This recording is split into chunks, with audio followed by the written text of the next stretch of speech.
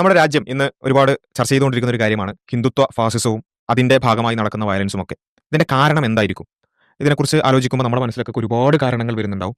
പക്ഷേ ഒരു ടിപ്പിക്കലായ ഒരു മുസ്ലിം വിദ്വേഷം മാത്രം തലയിൽ കയറ്റിയ ഒരാൾ ഇങ്ങനെയുള്ള കാര്യങ്ങളൊക്കെ കാണുമ്പോൾ അയാളുടെ മനസ്സിൽ വരുന്ന കാരണം എന്തായിരിക്കും എന്ന് ചോദിച്ചാൽ അതിനുള്ള ഉത്തരം അതാണ് നമ്മൾ ഇന്ന് ഫാക്ട് ചെക്ക് ചെയ്യാൻ പോകുന്നത്.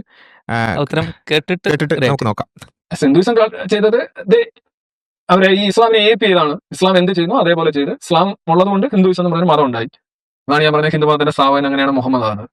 പിന്നെ ബാക്കിയെല്ലാം ഇപ്പോഴും ചെയ്തുകൊണ്ടിരിക്കുന്ന ഈ ഹിന്ദുത്വ അല്ലെന്നുണ്ടെങ്കിൽ RSS BJP ഇവരെന്താ ചെയ്യുന്നത്? ബേസിക്കലി എങ്ങനെയാണോ ഇസ്ലാം ഒരു മതമായിട്ട് നിലനിൽക്കുന്നത് അവർക്കെതിരെ അവർ നടത്തുന്ന എന്താ പറയുന്നത് വിദ്വേഷപ്രദനമായാലും അക്രമമായാലും അതിനെതിരെ ഒരു കൂട്ടം ജനത അങ്ങനെയാണ് ഇതുണ്ട്. കൃത്രിമമായിട്ട് അതിനെ ഉണ്ടാക്കിയതാണ് ഈ ഹിന്ദു മതം എന്നൊക്കെ പറയുന്ന സാധനം. അല്ലെന്നുണ്ടെങ്കിൽ ഇസ്ലാം ഇവിടെ വന്നിട്ടില്ലായിരുന്നെങ്കിൽ അങ്ങനെ ഒരു മതം ഉണ്ടാകാനുള്ള സാധ്യത. ഹിന്ദുയിസം ഒരു മതമായതിന്റെ പ്രധാന കാരണം ഇപ്പോഴും മുന്നോട്ട് പോകുന്നതിന്റെ കാരണം ഇസ്ലാമാണ്.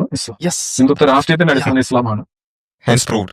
ഹിന്ദുത്വം ചെയ്യുന്ന എല്ലാ ഗുണമായാലും ദോഷം എല്ലാത്തിന്റെ അടിസ്ഥാനം ജമ്മാണ്. കാരണം ഇത്ര മനോഹരമായി ഇതിനെ അവതരിപ്പിക്കാൻ വേറെ ആർക്കെങ്കിലും കേരളത്തിൽ കഴിയുന്നത്. ഇത്രയും വളരെ ഡീപ് റൂട്ടഡ് ആയ ഒരുപാട് കാരണങ്ങളുള്ള ഒരു വലിയൊരു വിഷയത്തെ 2 വളരെ മിനിറ്റ് സിമ്പിൾ ലളിതമായിട്ട് എല്ലാം മുഹമ്മദ് നബി കാരനാണ് സല്ലല്ലാഹു അലൈഹി വസല്ലം. അതേപോലെ തന്നെ ഇസ്ലാം ഉള്ളത് കൊണ്ടാണ്. ഇസ്ലാം ഉള്ളത് കൊണ്ട് മാത്രമാണ് ഹിന്ദുത്വം ഉണ്ടായത്. ഇതൊരു സ്പെഷ്യൽ വേർഷൻ ഓഫ് വെറുപ്പാണ്. അതാണ് നമ്മൾ രവിമൂർച്ച എന്ന് പറയുന്നത്. അതായത് ഇസ്ലാമിനോടും മുസ്ലിങ്ങളോടുള്ള വെറുപ്പും വിദ്വേഷവും തലയിൽ കയറി വട്ടായിട്ട് അവർക്കെതിരെ എന്തു പറയും, ഏതൊരു കാര്യത്തിനും അവരെ പ്രതിയാക്കുമ്പോൾ കിട്ടുന്ന ഒരു പ്രത്യേകതരം ഒരു രതിമൂർച്ച.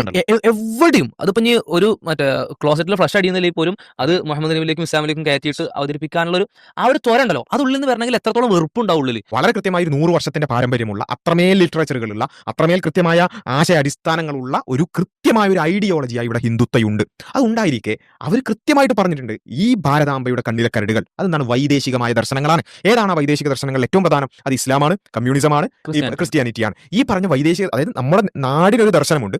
ആ നാടിന്റെ ദർശനത്തെ ഇല്ലായ്മ ചെയ്യുന്ന വൈദേശിക ദർശനങ്ങൾ ഇല്ലാതാക്കുക എന്നുള്ള കൃത്യമായ അജണ്ട, കൃത്യമായ ഒരു ആശയം മുന്നിൽ വെച്ചുകൊണ്ടുള്ള ഒരു സിദ്ധാന്തമാണ് ഈ പറഞ്ഞ ഹിന്ദുത്വം എന്ന് പറയുന്നത്. ആ ഹിന്ദുത്വ മുസ്ലിങ്ങളെ കൊണ്ടാണ് എന്നൊക്കെ പറയുന്നത് വളരെ ബാലിശമാണ്. ഈ നേരത്തെ പറഞ്ഞ പോലെ ഹിറ്റ്ലർ, അങ്ങനെയാണെങ്കിൽ നമുക്ക് ഇതേപോലെ പറയാം. ജൂതന്മാരില്ലായിരുന്നെങ്കിൽ നാസികളില്ലായിരുന്നു. എന്തൊരു സുന്ദരമായ വളരെ സുന്ദരമായിട്ടുള്ള ആളുകളാണ് ഹിറ്റ്ലർ എന്നൊക്കെ പറയുന്നത്. തങ്കപ്പെട്ട മനുഷ്യന്മാരാണ്. കാരണം എന്താ, ജൂതന്മാർ അവിടെ ഹിറ്റ്ലർ കൊലപാതകങ്ങൾ നടത്തിയത് ജൂതന്മാരുടെ സാന്നിധ്യം കൊണ്ടാണ്. അവരില്ലായിരുന്നെങ്കിൽ സംഭവിക്കില്ല. നിങ്ങൾ നോക്കൂ, അവിടെ കോൺസെൻട്രേഷൻ ക്യാമ്പ് ഉണ്ടാവുമായിരുന്നു, അവിടെ കൊലകൾ ഉണ്ടാവുമായിരുന്നു, അതുപോലെ തന്നെ വേട്ടയാടലുകൾ ഉണ്ടാവുമായിരുന്നു, ആൻ ഫ്രാങ്കിന്റെ ഡയറിക്കുറിപ്പ് ഉണ്ടാവുമായിരുന്നു. ഒന്നും ഉണ്ടാവുന്നില്ല. ജൂതന്മാരാണ് പ്രശ്നം. ഇയാളെ സംഖ്യ എന്ന് വിളിക്കാൻ പാടില്ലാണ്ട് സംഖ്യ പ്രോ മാക്സ് അതിനപ്പുറത്തുള്ള എന്തെങ്കിലും വാക്ക് ഇത്. കാരണം ഇത്രത്തോളം മനുഷ്യരഹിതമായിട്ടോ ഇത്രത്തോളം ഹേറ്റ് വെച്ചിട്ടോ എനിക്ക് തോന്നുന്നില്ല അവർ പോലും ഇത്തരത്തിൽ